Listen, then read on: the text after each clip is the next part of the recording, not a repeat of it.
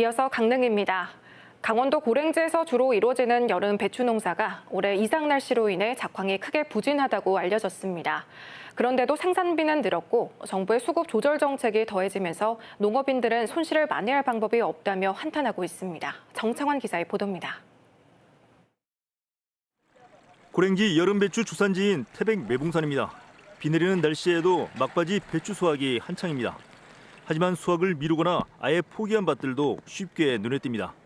배추 성숙기에 집중호우와 무더위가 되풀이되면서 병충해가 확산해 흉작으로 이어졌기 때문입니다. 올해 매봉산 작황이 한 80~90% 잘못했어요.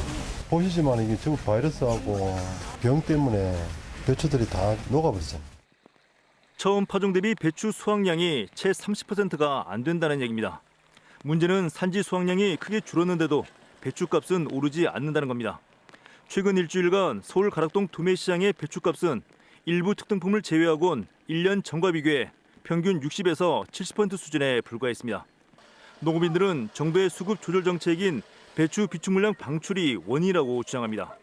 실제로 정부가 이달 초부터 하루 100에서 200톤씩 비축 물량을 방출하면서 배추값이 내림세로 돌아섰습니다. 원래 날씨로 배추 작황이 안 좋아요. 그런 가운데 정부가 수급 조절로 가격을 너무 낮춰서 잡아서 저희가 원가 보존조차도 하지 못합니다.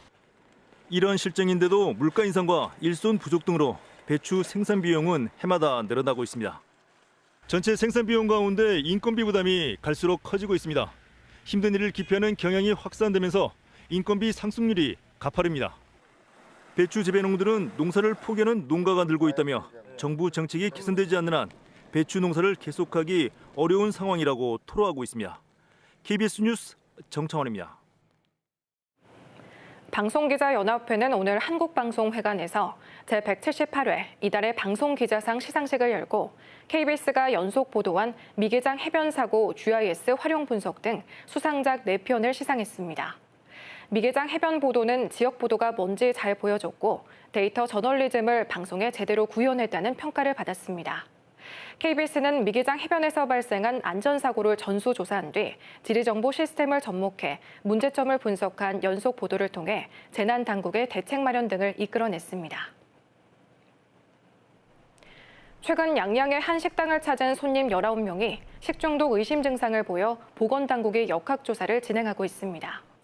양양군 보건소는 지난 25일 양양의 한 식당에서 식사한 관광객 등 19명이 구토와 복통 등 식중독 의심 증상을 보여 환자와 식당 종업원, 식기류 등에서 검체를 채취해 강원도 보건환경연구원에 검사를 의뢰했다고 밝혔습니다.